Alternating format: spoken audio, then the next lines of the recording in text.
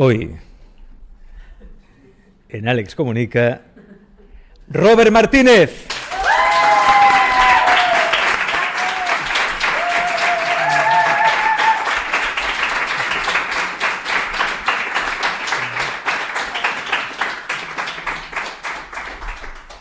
Robert, mira, estaba hablando con Robert ahora porque justo aquí tenemos muchas pantallas y salía aquí Jordi Wild de Wild Project y yo le decía, tiene que invitarte un día, Jordi, a su podcast.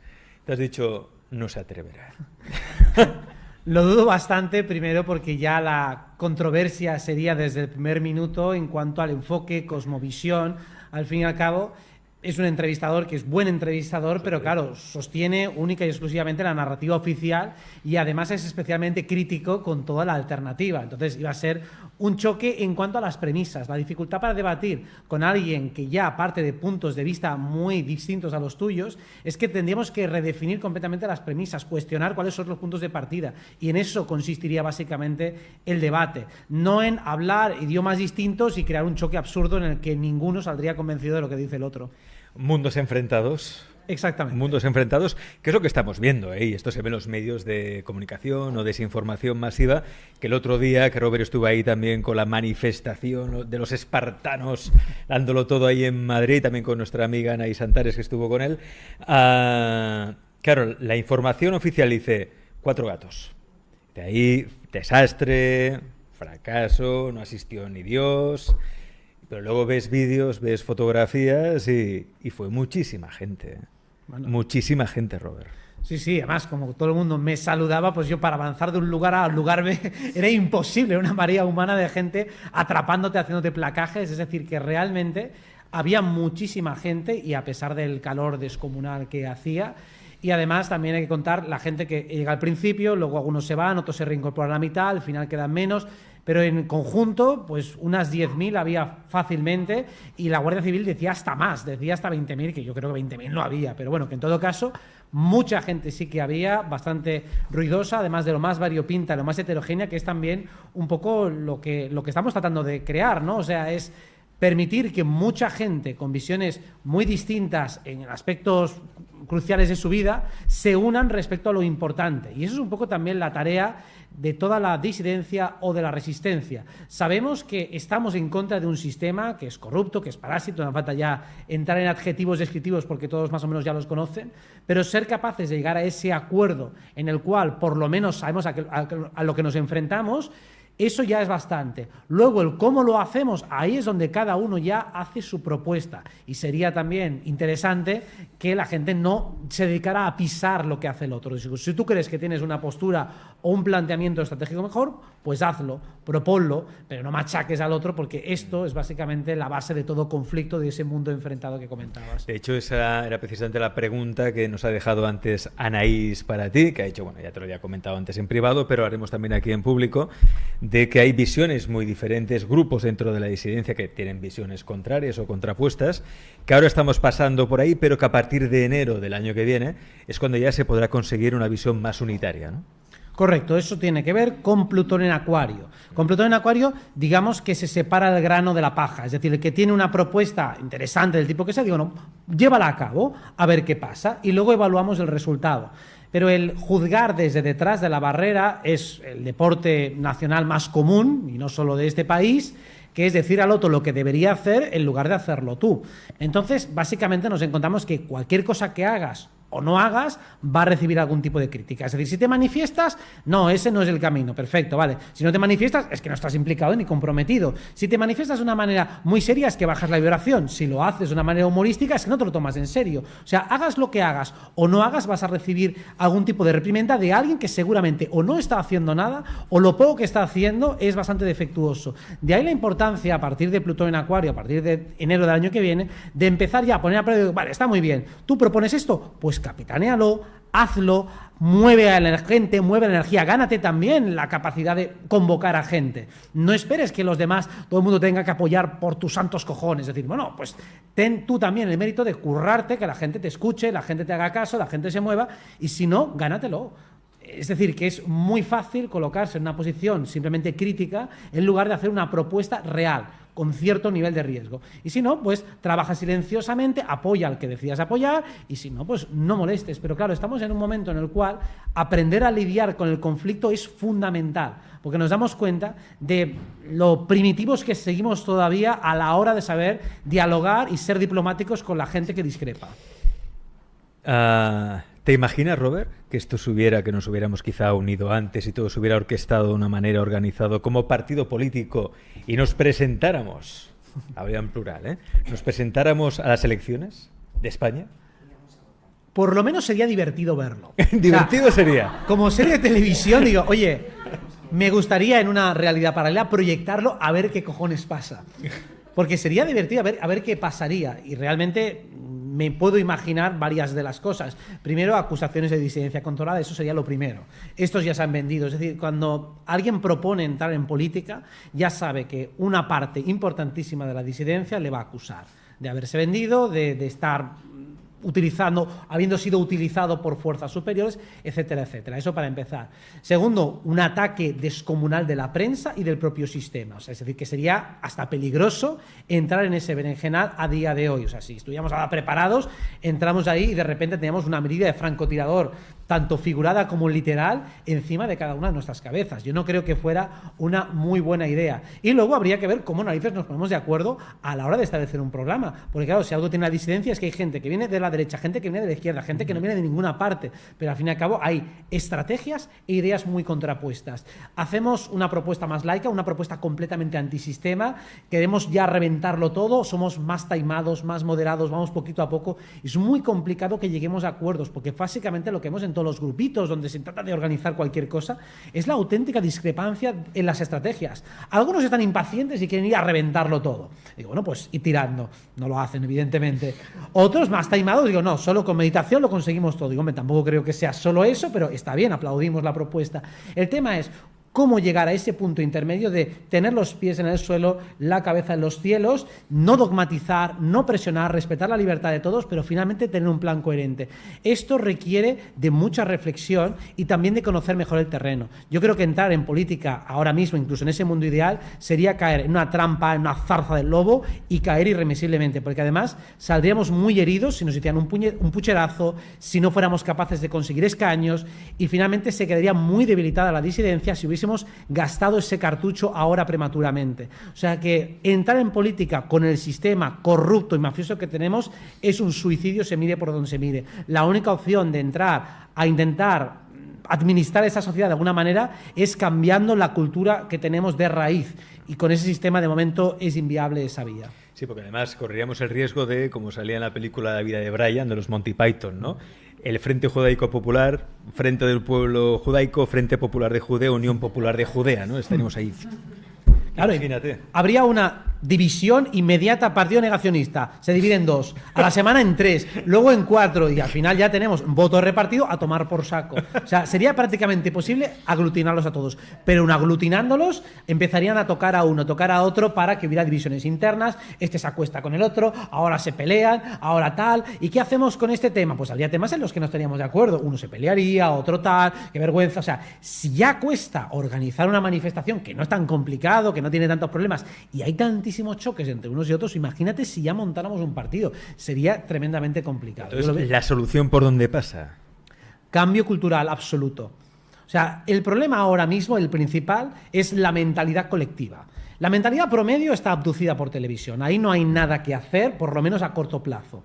Y en la mentalidad, vamos a decirlo, disidente, despierta, en crecimiento personal, todavía hay un excesivo traumatismo emocional acumulado de todas las experiencias difíciles que cada uno arrastra. Entonces, cada uno está tan acostumbrado a que le traicionen, a que le apuñalen, que ya va con mucho miedo, con mucho resquemor, con mucha desconfianza, y a la mínima están que saltan. Incluso los aspectos astrológicos que tenemos estos días son especialmente propensos para la irascibilidad de cada persona, es decir, mucha energía en Cáncer, mucha energía en Leo, y eso hace que la gente todavía esté más alterable, que tenga que defender su honor constantemente. Y claro, es facilísimo que en algún momento dado alguien te ofenda el honor, que alguien te falte el respeto. Si enseguida estás saltando al trapo a defenderlo, creas una escalada de violencia y por lo tanto perdemos cuál era el tema original de debate. Entonces el problema es que ya ni siquiera se debaten las ideas, es más bien un cruce de acusaciones constante que te desvían del planteamiento original, donde seguramente la discrepancia original tampoco era para tanto y era algo fácilmente resoluble.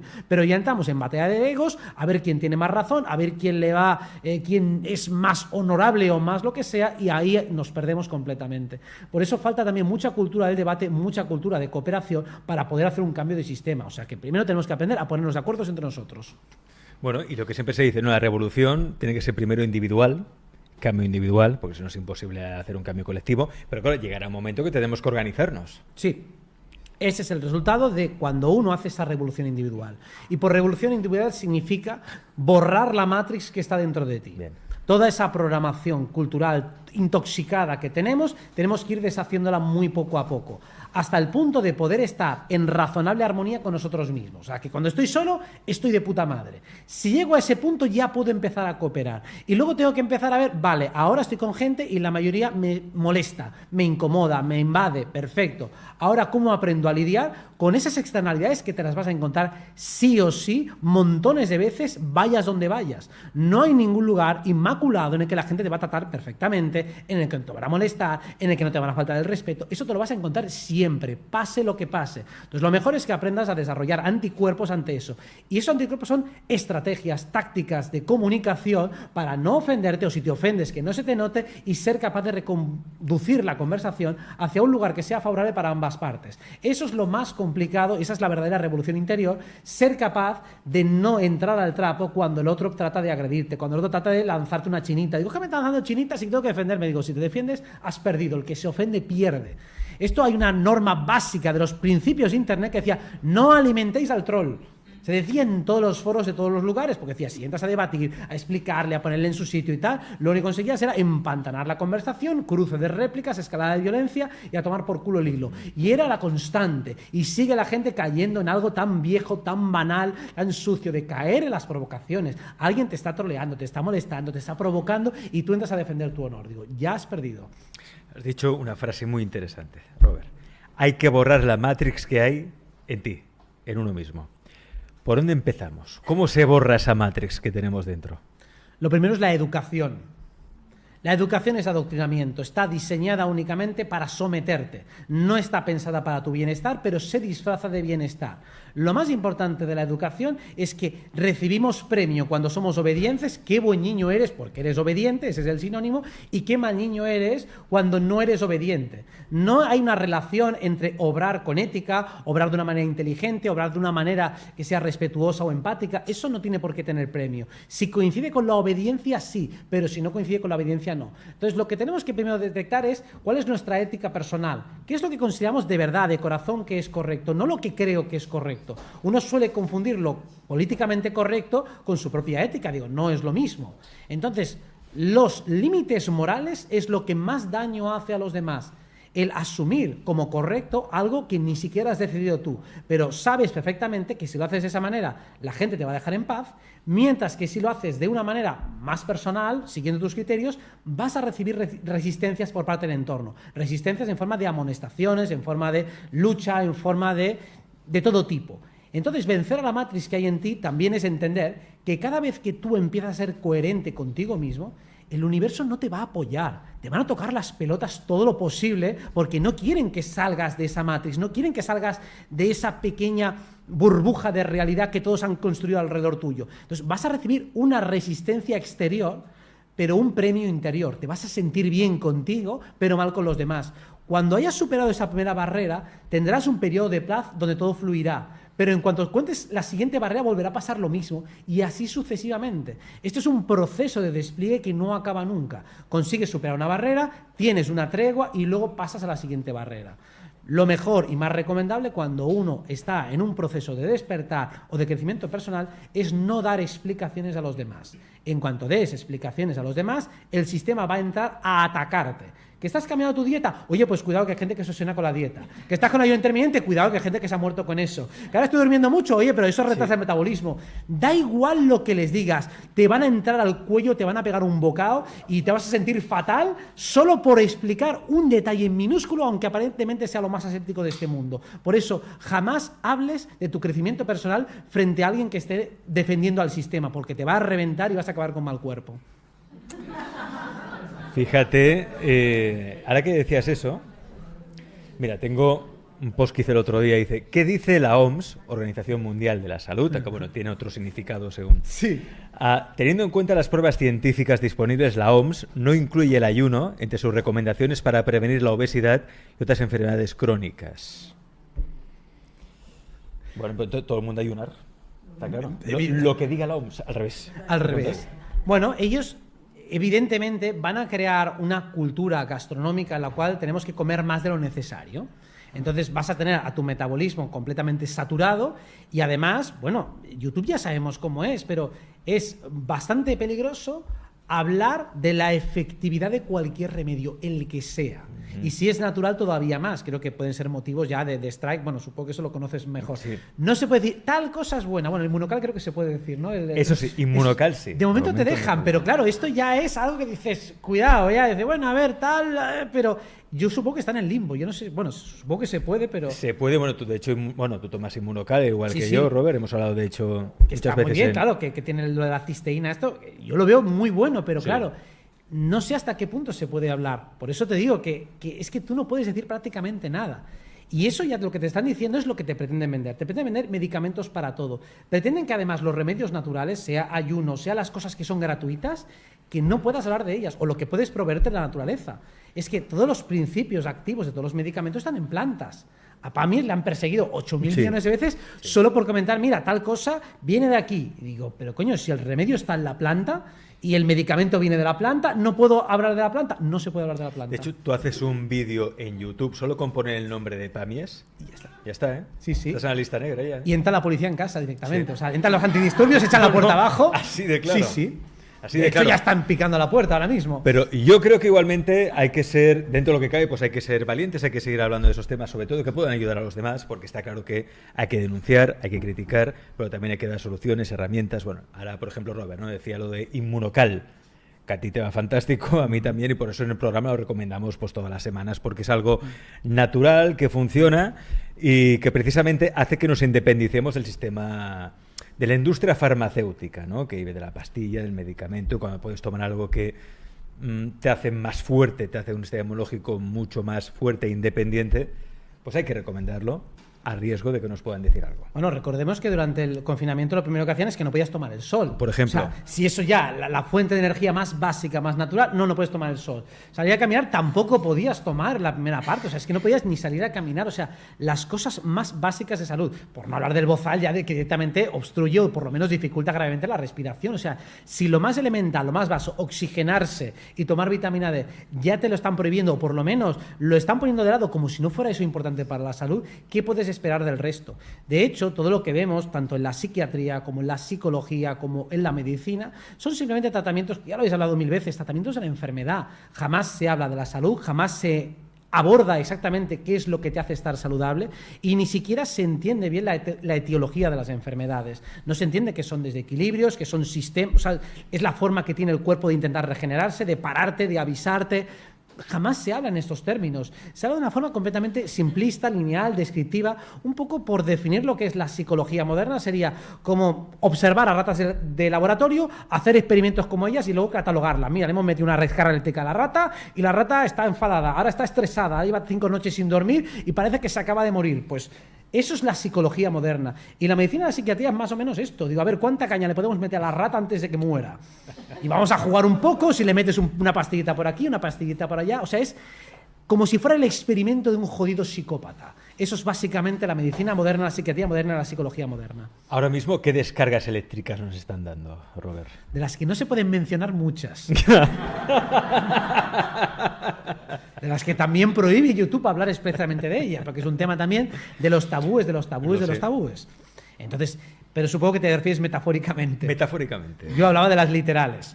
Pero realmente de las metafóricamente hay bastantes, pero tenemos la justicia, cómo hace todo tipo de atropellos jurídicos. Hemos visto cómo justo ayer encarcelaban a Fernando Presencia, a los Royuela, por ser denunciantes de corrupción. O sea, por un delito que daña el honor, en ese caso de unos jueces, una prisión preventiva por un delito de honor que además se cometió hace un año. No estamos hablando de un narcotraficante que está haciendo chanchullo, estamos hablando de un delito de honor que ya se hizo y tienes que meterles en prisión preventiva. Claro, cuando haces una prisión preventiva es porque esa persona puede causar algún tipo de daño en sociedad, puede tener algún tipo de peligro, pero un señor de 84 años que lo metes en la cárcel, ¿qué locura es esta? Pues claro, eso ya nos habla de cómo funciona nuestro sistema judicial. Cuando ha habido otros políticos que actualmente están condenados, pero como están enfermos o lo que sea, no tienen que ingresar a prisión, o gente que es muy mayor, etcétera, etcétera. O sea, hay una arbitrariedad judicial descomunal y esta solo es una muestra más de las muchas que hay. Aquí en el programa tuvimos la semana pasada en el canal de Twitch, que es donde hacemos charlas sin censura, que es donde ya podemos hablar más tranquilamente de estos temas. Tuvimos a Pilar Esquinas, que habló del robo del agua, de cómo están... Bueno, de cómo realmente lo han estado orquestando todo desde el año 2003 para, en este caso, a España, dejarla sin embalses, sin pantanos y sin recursos hídricos de cara a todo lo que está pasando, porque conviene hacer negocio, tanto las embotelladoras como también el agua de uso corriente, etcétera, etcétera, etcétera, porque se ha privatizado. Obviamente les interesa ganar cuanto más dinero mejor, por eso no conviene que se pueda generar agua en España, ¿no? Y Pilar nos hablaba de las cosas que habían hecho con ella, ¿eh?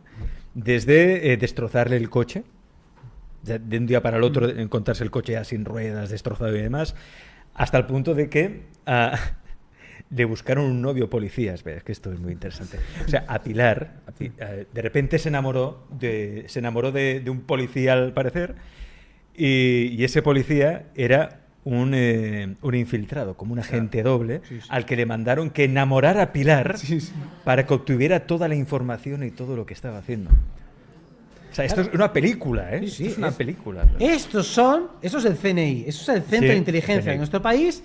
Está destinado a hacer esas paridas. O sea, primero a investigar disidentes, a montarles agentes dobles. Estos, creo que tiene un nombre en la nomenclatura técnica, no me acuerdo cómo se llama el nombre, pero bueno, no me acuerdo cómo se llama, pero esto ya es una figura que está orquestada, se popularizó mucho en la Guerra Fría, de te mando un amante, que es el que te espía y demás. Esto se está haciendo sin parar. O sea, es una vergüenza que los propios servicios de inteligencia del país vayan contra los ciudadanos que son críticos con el gobierno. Eso es una dictadura de manual, como ya hemos visto durante todos estos años. Lo bueno es que cada vez ya esto, afortunadamente, por la facilidad que tenemos para difundir, a pesar de la censura, pues esta información acaba llegando. Y como se acaba divulgando, se acaba difundiendo, pues hombre, deberían cortarse un poco antes de hacer ese tipo de chorradas, que lo único que hace es dejar en evidencia el sistema en el que tenemos, que estamos viviendo, y sobre todo, digo, a eso van los impuestos. Bueno, aparte de otras 1000 barbaridades más, pero es absolutamente demencial que una persona, en este caso Pilar Esquinas, que está defendiendo los intereses de toda la población, sea perseguida, intenten engañarla. O sea, es ridículo y es absolutamente denunciable. Y bueno, no me sorprende nada porque ya conozco otros casos similares donde ha pasado. Sí, conozco alguno más, pero no puedo hablar de ello. Pero sí. Hay varios casos donde hay gente que tiene sospechas de que esta persona que me acaba de llegar ahora, muy interesada, muy simpática, con muchas habilidades sociales, ¿de dónde cojones ha venido esta? Bueno, pues... ¿A ti no te han enviado ninguna? No puedo todavía certificarlo, pero es verdad que las últimas semanas llegan a mi número de teléfono, a mi Telegram, montones de mensajes de hola, hola, hola, con chicas así despampanantes, que ni siquiera abro. Pero van llegando un huevo. Quieren seducirte, Robert, que caigas en la tentación. Pues lo llevan claro. No caerá esa breva. Cierto, ahora pasaremos también a contestar preguntas entre el público que ha venido aquí asistente, también de gente del chat. Están preguntando mucho, bueno, mira que nos hemos sacado un minutito, pero bueno, están preguntando mucho sobre el tema del Inmunocal. Bueno, que si queréis más información del Inmunocal, mira, yo os paso aquí el contacto de Montse Carol, que es nuestra especialista en el tema de Inmunocal.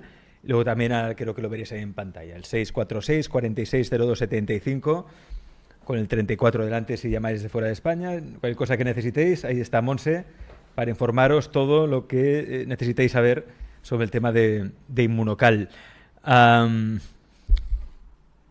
¿Queréis hacer alguna pregunta, Robert? ¿Sí? Tenemos el micrófono por ahí, tenemos azafata. ¿Hay alguien en la sala del equipo? Si no puedes gritar muchísimo Si no... también. ¡Ah, mira, Patri, estás ahí! Un aplauso para Patri, por favor. Gracias. ¿Quién quiere preguntar? ¿Quién quiere preguntar? ¿Sí? Allí.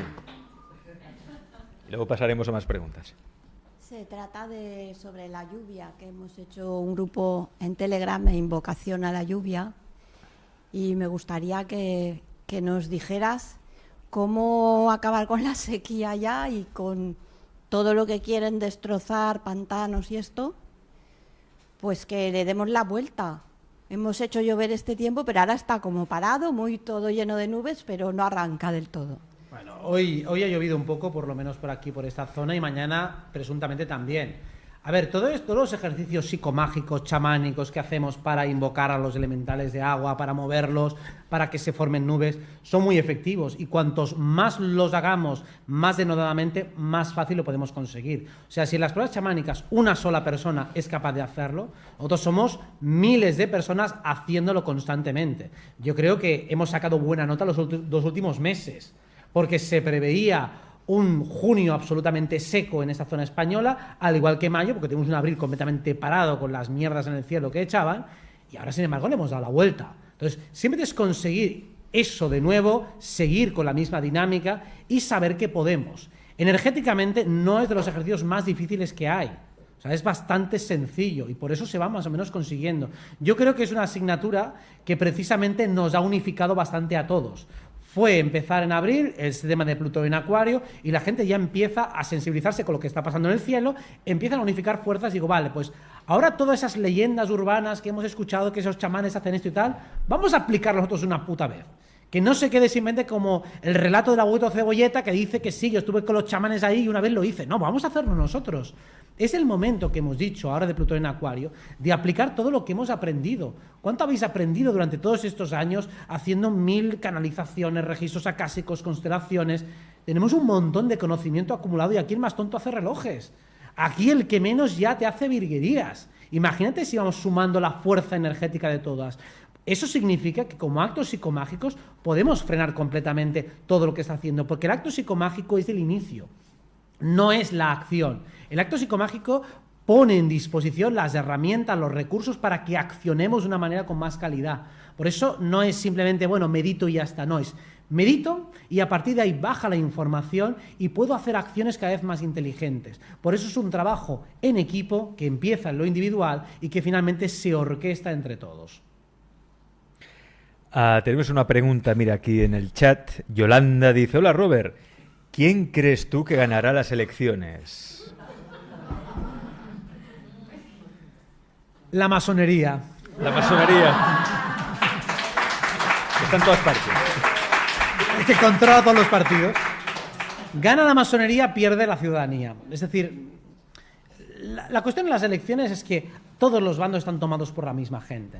Entonces, por supuesto que ellos suelen intentar que gane uno para que en ese caso sea mejor para sus propósitos, para la agenda, y aunque bien no pueden manipular el voto completamente, sí que pueden manipular el escrutinio, sí que pueden hacer campañas, pero bueno, la campaña entra dentro de lo legítimo, intentar de convencer a la sociedad entra dentro de lo legítimo, pero claro, aquí solo se mueve entre PP y PSOE. La verdad es que no tengo ni idea de quién va a ganar. Se me da fatal hacer ese tipo de pronósticos y en el fondo me da lo mismo quién gane. Entonces, a mí me da igual. Nos quedaremos igual, ¿no? Para efectos da igual prácticos, quién gane. da exactamente igual, o bueno, el margen de influencia que tiene es mínimo. Es mínimo. Algo se nota, pero muy poco. Y además, en los puntos importantes de la agenda, da igual quién gane, porque ellos, todo lo que es la Agenda 2030, la van a aplicar. Da igual el partido que sea, van a aplicar la Agenda 2030 en todos los puntos importantes. Y todo lo que suponga intentar reducir derechos, también lo van a aplicar todo. Y lo mismo, imagínate que ahora entra la derecha, que podría ser, no va a derogar nada de lo importante que aprobó la izquierda. O sea, todo aquello que ha criticado, que ha dicho esto estaba fatal, no lo va a derogar. como mucho va a frenar la implementación de algunas políticas de izquierda, quitará alguna cosita, la más controvertida o la más estúpida, la que menos importe, alguna cosa de la ley de género a lo mejor, pero que eso en el fondo a la mayoría de la población no le afecta absolutamente para nada, eso es para una minoría, pero las cosas importantes económicas no las va a cambiar. Y lo mismo, si sigue a la izquierda, pues seguirá más o menos con lo mismo. Entonces, a efectos prácticos da igual, y más allá del salseo, quién gana el partido, digo, ¿qué más da? O sea, no nos afecta prácticamente en nada. De hecho, esto es el 23 de julio, ¿no? ¿Cuándo son las elecciones? 24. 23 de julio. 24. 23, 23 de julio. Irás a votar, supongo. Hombre, vamos. Además, yo sé quién voy a votar, lo voy a decir públicamente. Yo voto siempre con una rodaja de chorizo en el sobre. Yo fíjate, yo ya no solo no iré a votar, sino que ese día me voy a estar aquí haciendo un taller todo el día. Aquí en Les Comunica. Transformación, imagínate. Vamos a transformarnos todos. Transformar, o sea, tomar alquímicamente la energía de toda la gente que va a votar y vamos a convertir en algo bueno. Digo, ya que habéis convocado toda esa energía, porque al fin y al cabo, la intención de la gente que va a votar a veces es buena, o sea, quiere votar, pues, para lo mejor, primero egoístamente, lo que consideran o creen que les conviene más, y luego también, en el fondo, también para lo mejor del país. Bueno, pues convoquemos toda esa buena intención y que la realidad, lo que somos, la energía divina que nos nutre a todos, que se convierta todo eso y se transmute para el mejor beneficio posible, y no solo de las sinarquías, oligarquías, que son las que manejan el cotarro. Que de todas formas, ya venimos anticipando que por muchas cosas que vayan aprobando, no las pueden implementar, no las pueden aplicar tan fácilmente. Y nuestra presión energética es mucho más fuerte de lo que la gente todavía cree. Por eso recalco tanto, cualquier persona que ha hecho una constelación familiar, que ha hecho algún trabajo energético, se da cuenta de que inmediatamente pasan cosas en su vida, cosas que están totalmente fuera de su control. O sea, haces una constelación, al día siguiente pasan cosas extraordinarias, tienes eventos surrealistas. Entonces, hay una correlación perfecta entre el trabajo alquímico interno y lo que pasa afuera. Si nosotros hacemos mucho trabajo energético conjuntamente, claro que pasan cosas afuera, claro que se mueven.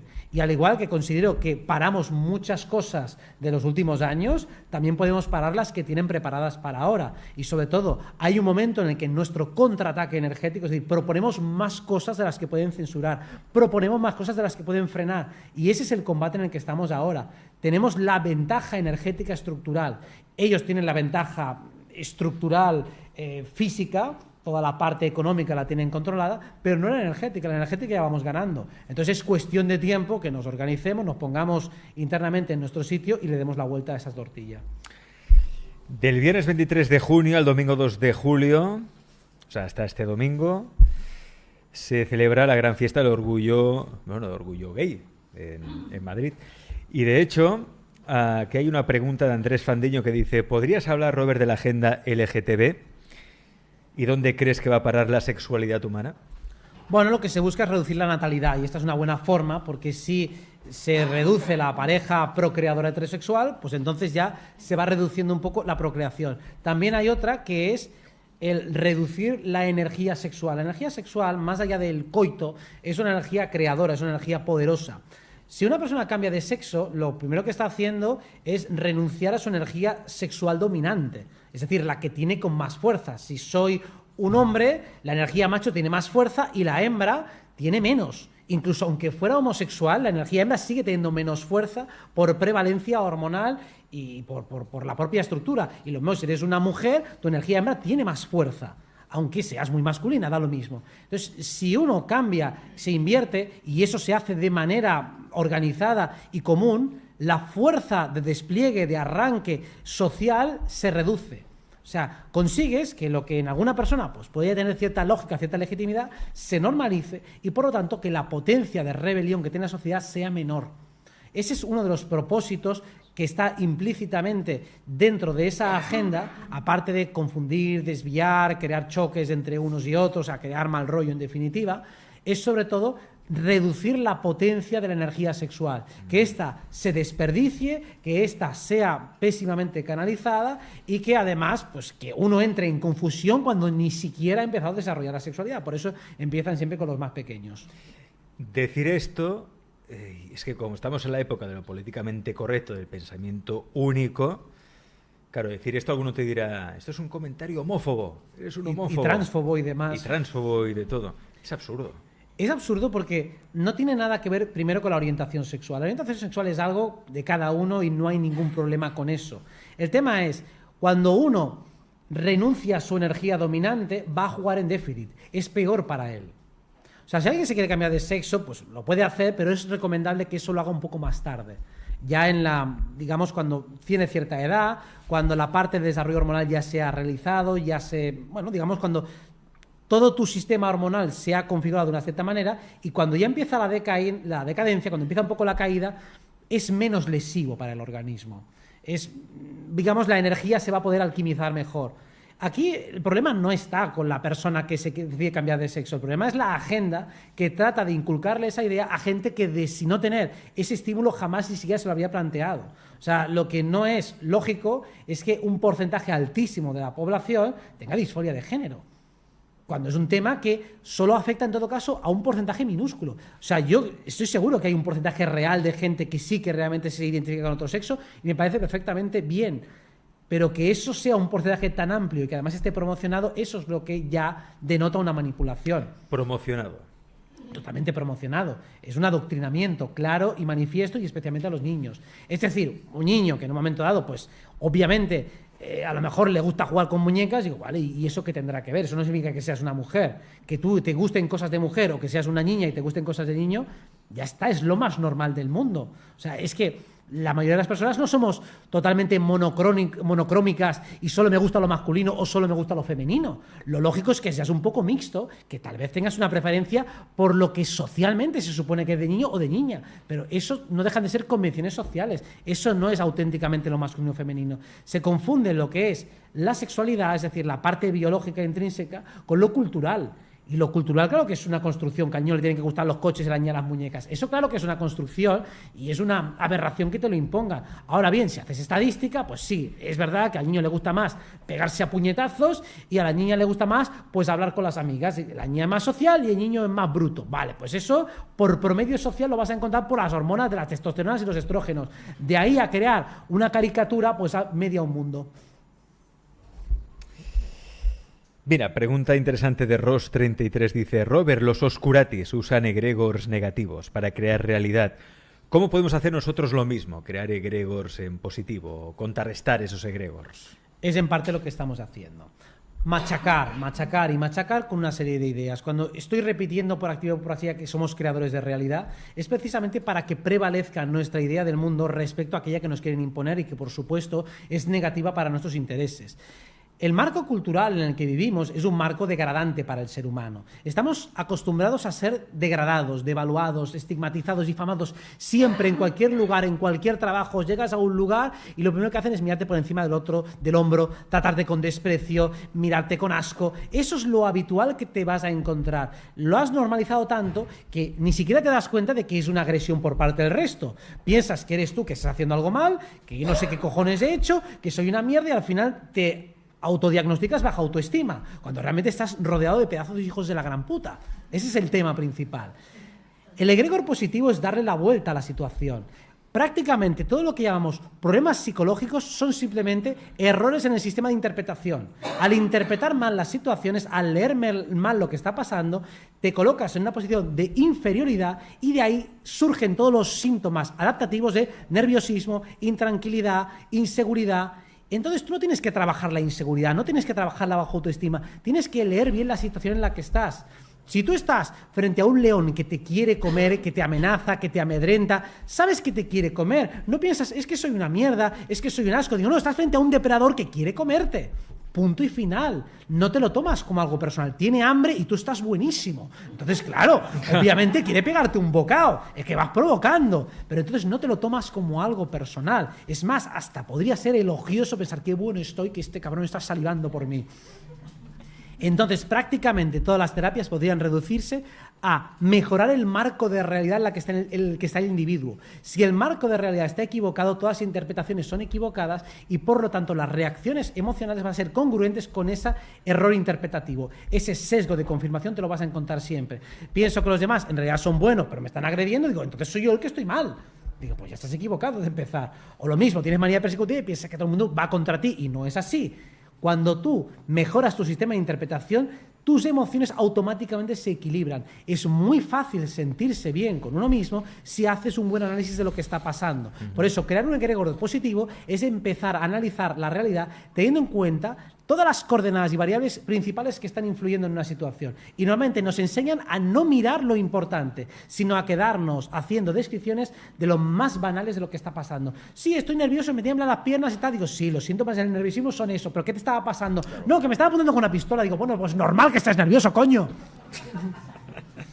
En esa línea, precisamente, hablando de egregor negativo, o porque también primado negativo, el otro día, mira, yendo por el metro de Barcelona, vi un anuncio que me llamó un poco la atención. Vamos a verlo ahí en pantalla, ahí, esa fotografía. ¿Veis? Es la nueva serie que va a estrenar Disney Plus, que es Invasión. Invasión secreta, ¿veis? Es Samuel L. Jackson, el famoso actor, pero ya veis que ahí, de fondo, se ve un reptil. ¿Os acordáis de la serie V, eh? Sí, Pues parece que van a hacer algo parecido, una actualización, bajo ese título, Invasión. Precisamente, mira, le envié esta foto a nuestro amigo David Parcerisa. Dije, mira, David, mira que están promocionando por aquí. Y él me dice, sí, hola Alex, sí, más que nada es crear miedo y por tanto necesidad de protección. Fíjate, vuelve V, ahí, en este caso, con Invasión. Claro, problema, reacción, solución. Es decir, te voy a meter un miedo por activa o por pasiva, por H o por V en este caso. Pero precisamente el primero negativo se basa en que tú te crees un miedo, te crees una sensación inconsciente que no sabes de dónde viene, de que algo terrorífico va a llegar. O sea, cuánto condicionamiento predictivo hemos tenido en relación a películas de zombies, de asteroides, de amenazas. Esto es habitual. Bueno, de hecho la frase que caiga el meteorito ya se ha convertido en Vox Populi, ¿no? Es decir, ¿por qué? Porque si cada semana nos están anunciando un meteorito. ¿Pero desde cuándo? Desde hace décadas. Desde hace décadas se anuncia el meteorito, se anuncia la caída de todo, la reventar todo de un día para otro, se anticipa que si el apagón. Esto es meter miedo y ya está. Y además del pegado negativo, como dice Enrique, también es que luego cuando te llegue la verdadera información de los reptiles, tú digas, no, esto es una chorrada, esto es una tontería. Como decimos, tenemos que cambiar las gafas. En la ficción vamos a ver la realidad, en las noticias vamos a ver la ficción. Y luego en los políticos vamos a ver propaganda y ya está. O sea, hay que darle la vuelta absolutamente a todo. Y eso también es reventar la Matrix. Reventar la Matrix es entender dónde está la verdad, dónde está la mentira, dónde está la distracción y sobre todo no enredarse demasiado con interpretaciones porque lo importante siempre lo vas a llevar dentro. Entonces lo que está afuera, bueno, se puede interpretar, te puedes equivocar, puedes acertar, pero empieza por lo que está dentro. Lo que está dentro tuyo, en el fondo, siempre es real.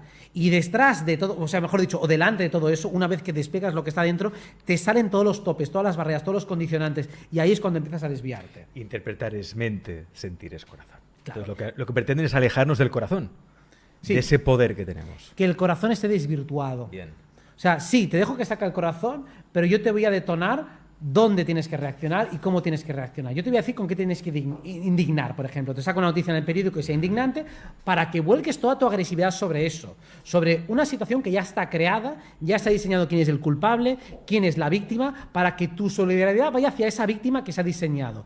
Tu agresividad vaya contra ese culpable y tu indignación con lo que ha permitido esa situación. O sea, todas tus emociones van a intentar dirigirlas constantemente hacia esos lugares para canalizar toda la energía residual que el sistema va generando. Cuando tú empiezas a intentar independizarte de esa narrativa, empiezas a recuperar el poder y el control sobre tu propio sistema emocional. O sea, claro que la gente tiene emociones, pero solo estallan cuando tienen que estallar, cuando ellos les dicen. Cuando vemos muchas veces revueltas en otros países, siempre se están peleando por gilipolleces. Nunca van contra la plutocracia, nunca van contra los que están arriba. Van contra tonterías, peleas por temas absurdos. Rara vez hay una verdadera rebelión contra las cosas importantes. O sea, parece mentira que haya gente capaz de enfrentarse a la policía, cosa que debería darles bastante miedo, que se peleen contra ellos por auténticas tonterías, y luego cuando hemos tenido una situación verdaderamente grotesca, invasiva y restrictiva de libertades, toda esa gente donde estaba, pues todos ahí callados, con el bozalito bien puesto y bien agachaditos, Digo, ¿cómo puede ser eso? Porque están teledirigidos, y nunca mejor dicho. Así que la desprogramación de toda esa porquería mental es lo que permite que de tu corazón vayas directamente a tu mente sin pasar por capas intermedias. Las capas intermedias que están generadas desde el sistema y que finalmente en la radiografía astral se expresan en forma de implantes, parásitos, entidades y toda esa mierda que hemos hablado muchas veces.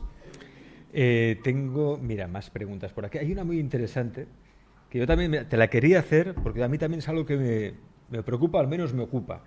Lorena Rivas dice, Robert, ¿qué sería lo más importante que tendría que enseñarle a mis hijos pequeños para mantenerlos fuera de la Matrix? A mi hijo pequeño, ¿cómo lo saco de la Matrix?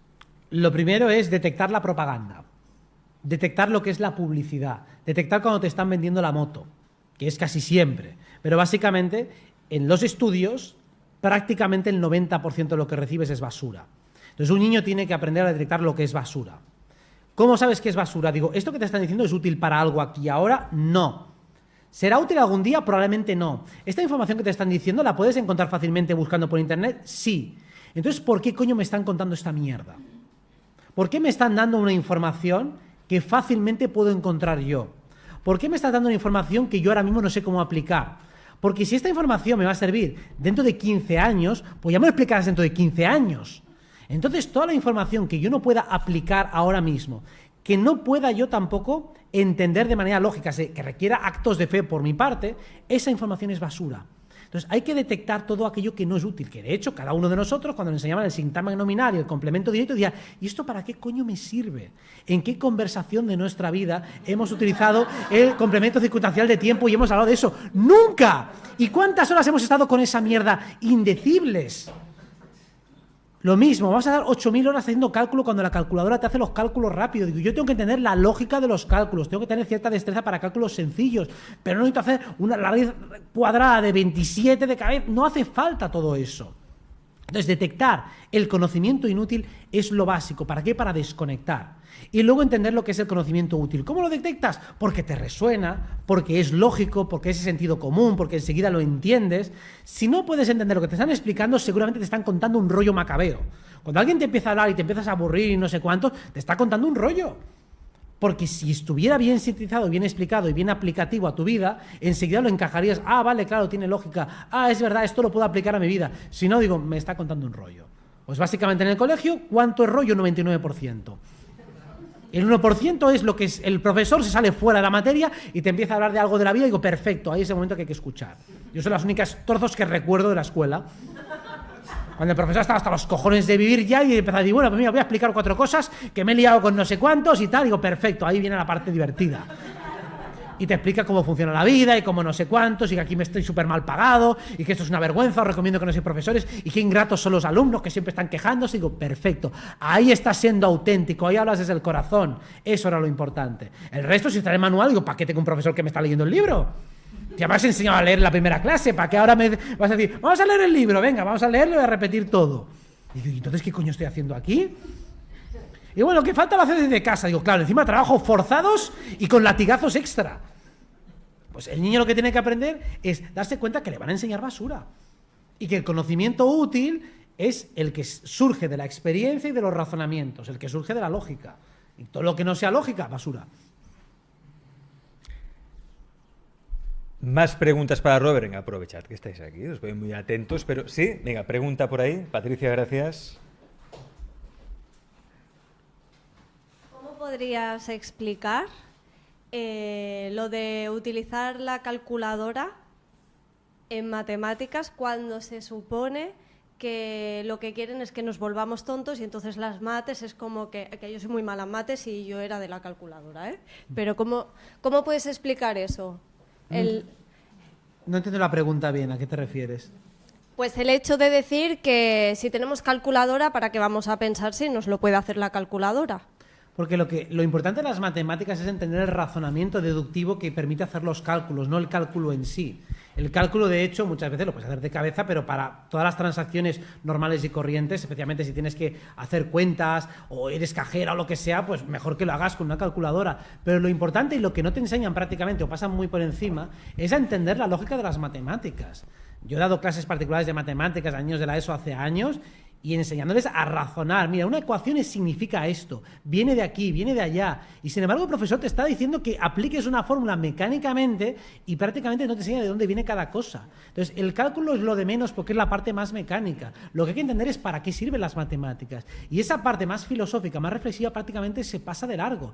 Estamos estudiando geometría y ¿para qué sirve la geometría? Bueno, no sé, estamos dibujando aquí triangulitos y mierdas. Digo, ¿eso para qué sirve? Digo, no, explícame para qué sirve en la vida cotidiana, porque eso tiene aplicación. Hay una parte filosófica que hay detrás que es muy útil. Esa es la que habría que centrarse. Y no tanto de hacer miles de cálculos repetitivos que una máquina puede hacer. ¿Por qué voy a denodarme los sesos, a devanarme los sesos en algo que puede hacer una máquina? Tengo que comprender mejor el razonamiento que hace la máquina y luego dejarle que haga lo que sea. O sea, a eso es a lo que me refiero, que me enseñen a razonar, porque eso es precisamente lo que más faltaba. Algún profesor lo hacía, pero a veces se desesperaba, decía, la gente no entiende. Bueno, pues aplicad esto como mecánicamente y ya está. Pero claro, lo que aplicas mecánicamente te sirve para aprobar el examen, pero luego lo olvidas. Bueno, porque seguramente no te lo han enseñado.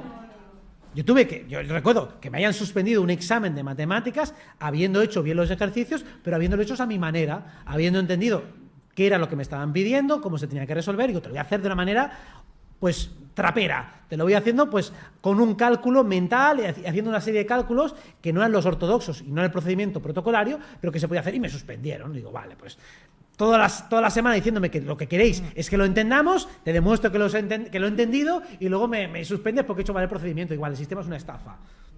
Digo, no hay más. Muy bien. Más preguntas para Robert, ¿sí? Os podéis pasar el micro. Adelante.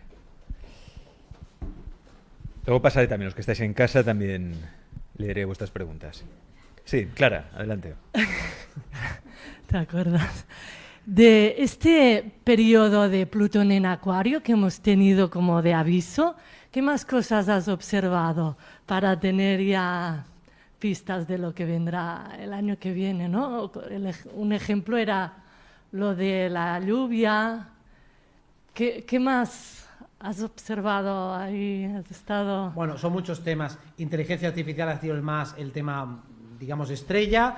Todo el tema de lo que pasa en el cielo, tanto fenómeno OVNI, que también ya empieza la NASA incluso a hablar oficialmente de todo aquello, todo el tema chemtrails, todo el tema de la lluvia que hemos visto, sequías y demás, choques entre grupos, entre amistades, entre gente que se une o se desune. Hemos visto cómo el nivel de conflicto se ha incrementado, no porque Plutón en Acuario en sí mismo sea conflicto, sino porque exagera las cosas y también obliga a desarrollar la parte más virtuosa de ese signo, y eso es difícil cuando las cosas se vuelven un poquito más extremas.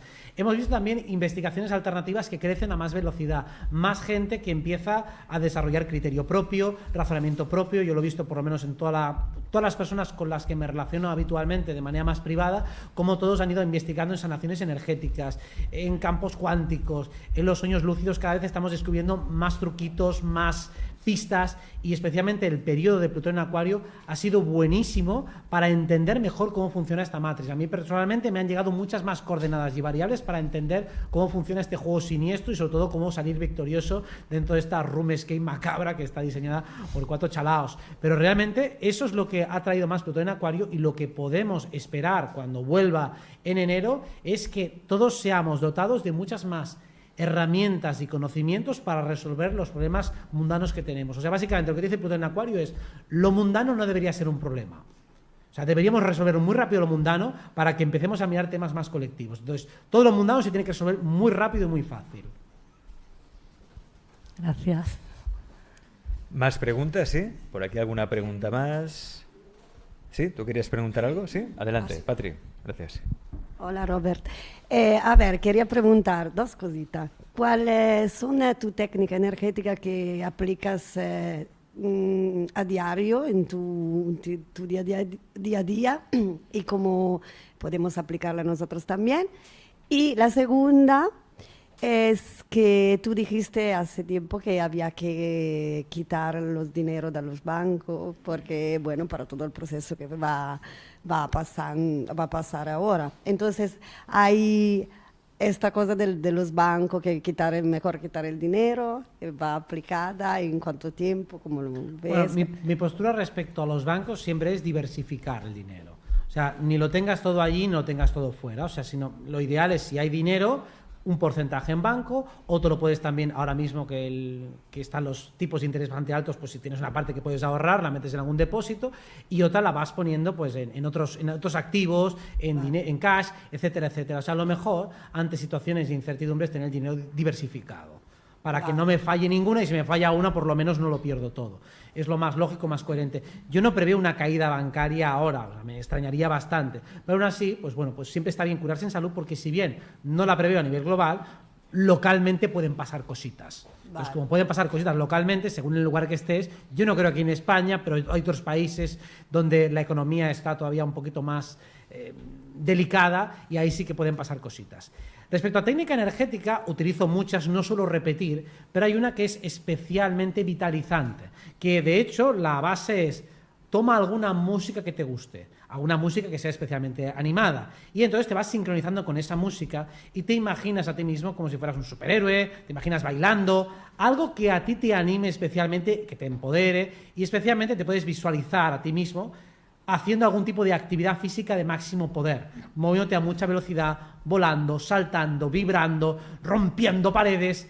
Y eso, si lo vas haciendo de una manera secuencial, sincronizado con una música durante unos 4, 5, 6 minutos, el efecto que tiene a nivel vibratorio es devastador, es tremendo. O sea, a partir de ahí, si tú, tras hacer ese ejercicio, vas a hacer una sanación energética a alguien o a lo que sea, o te vas a enfrentar a una situación cualquiera, la impermeabilidad que tienes respecto al mal rollo, respecto a las vibraciones, es tremenda. O sea, es un escudo energético espectacular. Y además también sirve para contagiar al resto de toda la potencia que tienes. O sea, que ese es el ejercicio más básico, sencillo y funcional que utilizo. Muchas gracias.